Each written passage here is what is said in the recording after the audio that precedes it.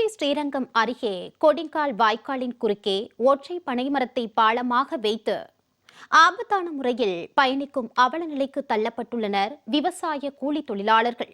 பலமுறை முறையிட்டும் அரசு நடவடிக்கை எடுக்கவில்லை என குற்றம் சாட்டியுள்ள அவர்கள் விரைந்து பாலம் அமைத்து தர விளம்பர திமுக அரசுக்கு கோரிக்கை விடுத்துள்ளனர். மழை தண்ணி நிறையா வந்ததுன்னா இந்த வாய்க்கால நிரம்பி வழியும்.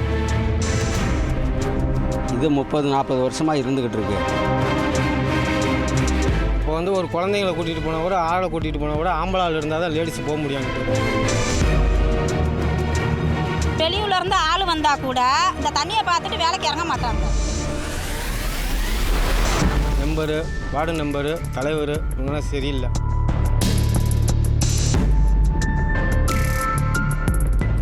திருச்சி ஸ்ரீரங்கம் தொகுதிக்குட்பட்ட எலமனூர் கிராமத்தில் 750 ஏக்கர் விவசாய நிலங்கள் உள்ளன. சுமார் 250க்கும் மேற்பட்ட குடும்பங்களும் 1200க்கும் மேற்பட்ட மக்களும் இங்கு வசித்து வருகின்றனர். இங்குள்ள காவிரி ஆற்றில் இருந்து செல்லும் கிளை வாய்க்காலான கொடிங்கால் வாய்க்காலின் குறுக்கே இதுவரை பாலம் கட்டப்படாததால் பொதுமக்கள் மற்றும் விவசாய கூலி தொழிலாளர்கள் ஆபத்தான முறையில் பனை மரத்தை பாலமாக அமைத்து பயணம் மேற்கொண்டு வருகின்றனர். பாலம் இல்லாததால் வாய்க்காலுக்கு மறுபுறம் உள்ள சுமார் 150 ஏக்கர் விவசாய நிலங்களில் சாகுபடி என்பது கேள்விக்குறியாக உள்ளது.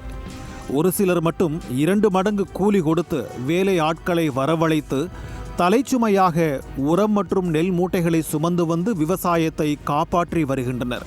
ஆனால் பெரும்பாலான விவசாயிகள் 2 மடங்கு கூலி கொடுக்க இயலாததால் அவர்களின் விளை நிலங்கள் விவசாயம் செய்ய முடியாமல் தரிசு நிலங்களாக மாறி வரும் அவல நிலைக்கு தள்ளப்பட்டுள்ளனர். கூலி தொழிலாளர்களும் ஒற்றை பனைமரத்தின் மேல் ஆபத்தான முறையில் வாய்க்காலை கடந்து சென்று வேலை பார்த்து தங்களது வயிற்று பசியை போக்க வேண்டிய சூழலும் நிலவுகிறது. அலனிலேருந்து நாங்கள் எலமனூருக்கு களப்பறிக்க வரோம். பாதையில் போகவே முடியல, உரம் தூக்க முடியல, நெல் மூட்டை கொண்டாட முடியல, களப்பறிக்க நடக்கவே முடியல. ஆள் 2 ஆள் கீழே விழுந்துருச்சு. அதுவும் பாதியால் வந்துட்டு பாதியால் வர முடியாமல் போயிருச்சு வேலைக்கு. வவுறுன்னு இருக்கே, சாப்பிட வவுத்துக்காக போனால் தானே, இல்லாட்டி அரிசி வாங்க முடியாது, இல்லை மற்ற சாமானுங்க வாங்க முடியாது. என்ன பண்ணுறது? வேலைக்கு டெய்லி நாங்களாம் வேலைக்கு கூலி வேலைக்கு போனால் தான், வேலைக்கு போகணும், செஞ்சால் தான் அன்னாடும் போனால் தான் எங்களுக்கு கஞ்சி. இல்லாட்டி இல்லை. இந்த தண்ணியில் உளுந்து எழுந்திரிச்சு எவ்வளோ கஷ்டப்படுறோம். இந்த அரசு அதெல்லாம் கண்டுபிடிக்க மாட்டாங்களா?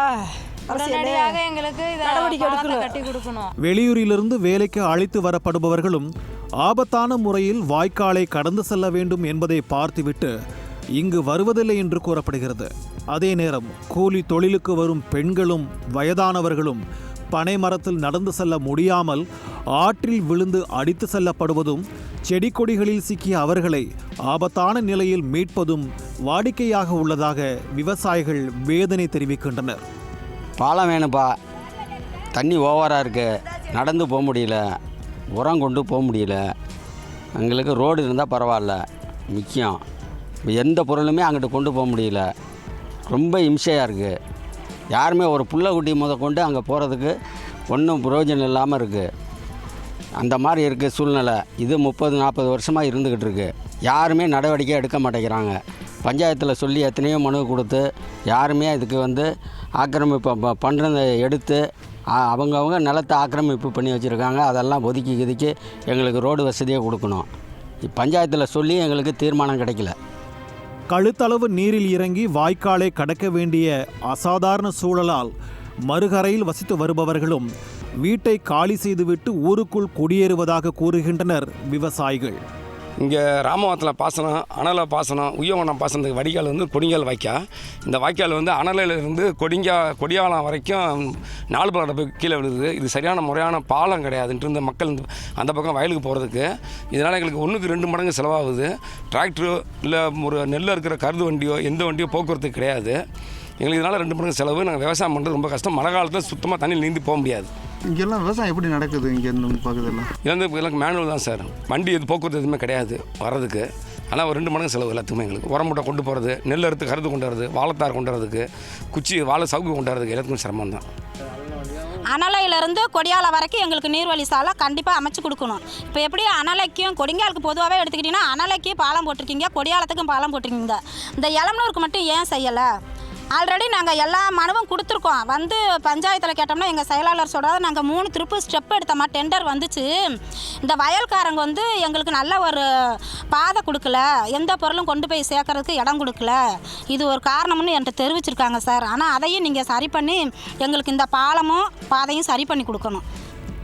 அதிகாரிகள் ஆட்சியர் என பலமுறை மனு அளித்தும் நடவடிக்கை எடுக்காததால் உயிரை பணயம் வைத்து வாய்க்காலை கடந்து சென்று பிழைப்பு நடத்தும் நிலைக்கு தள்ளப்பட்டுள்ளதாக கண்ணீர் வடிக்கின்றனர் எலமனூர் கிராம மக்கள். 80 அடி கொடிங்கா ஒன்று இருக்குது. அந்த கொடிங்காவில் எங்களுக்கு நீர் அனுப்பி சாலை ஒன்று அமைக்கணும். அதேமாரி எலமனூர்லேருந்து மற்றவங்க அந்த ரோட்டுக்கு அந்த பக்கத்து வாய்க்காலை தாண்டி போகணும்னா பாலம் இல்லை. ஒரு பாலத்தில் தான் போயிட்டுருக்கோம். கிட்டத்தட்ட ஒரு 20 ஏக்கர் விவசாயம் பண்ண முடியாமையே கிடக்குது.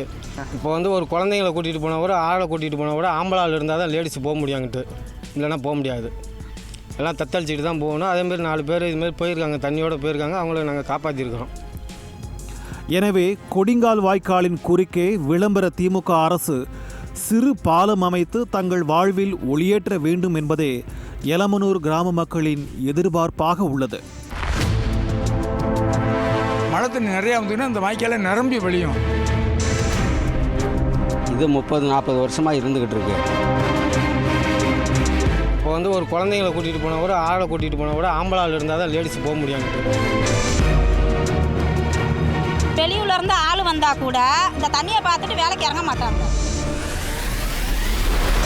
மெம்பரு, வார்டு மெம்பரு, தலைவர் இவங்களாம் சரியில்லை.